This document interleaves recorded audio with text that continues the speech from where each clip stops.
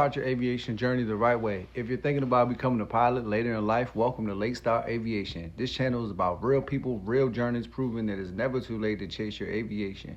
If you're 40 and older and thinking about flying, you're in the right place. Today, I want to talk about the smartest way for your aviation journey in 2026 so you don't waste time or money. The very first thing you should do before you ever sign up for flight training is get an FAA medical certificate. This step is huge for a lot of beginners overlook it. The FAA medical determines whether or not you're legally allowed to fly as a pilot. For most starting out, you'll need at least a third-class medical certificate if your goal is to become a private pilot. You can schedule this exam with the FAA Aviation Medical Examiner, also called AME. This exam checks things like vision, hearing, overall health, medications, medical history. The reason you want to do this, first and simple, flight training is expensive, and the last thing you want to do is invest thousands of dollars only to find out later that you have medical issue that could prevent you from flying. Once you get your medical certificate, the next step is finding a local flight school. Visit multiple schools if possible, talk to instructors, check out aircrafts, pay attention to how professional and organized they are. A good instructor in school can make or break your experience. After that, schedule what's called a discovery flight. This is basically your introduction to flying. You'll sit in the pilot seat, take control of the aircraft, and experience what training is really like. Discovery flights usually last about 30 minutes to an hour.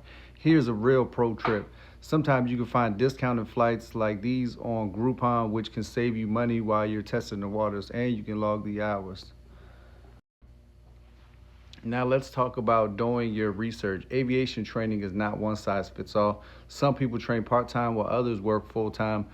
Others choose accelerated programs that can get licenses done much faster. You'll need to figure out what route fits your schedule, finances, and long-term goals.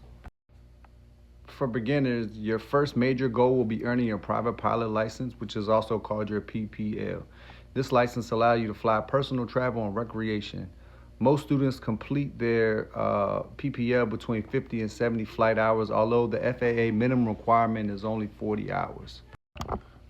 For another thing, beginners also should understand that consistency, regular flying helps you learn faster, actually saves money in the long run because you won't be spending as much time relearning a lot of the skills in between lessons.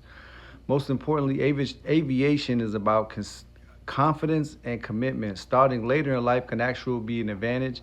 Older students like myself often bring stronger discipline, better decision-making skills, and clearer goals to the table. If aviation has been sitting in the back of your mind, this is your sign to jump off the porch and go for it.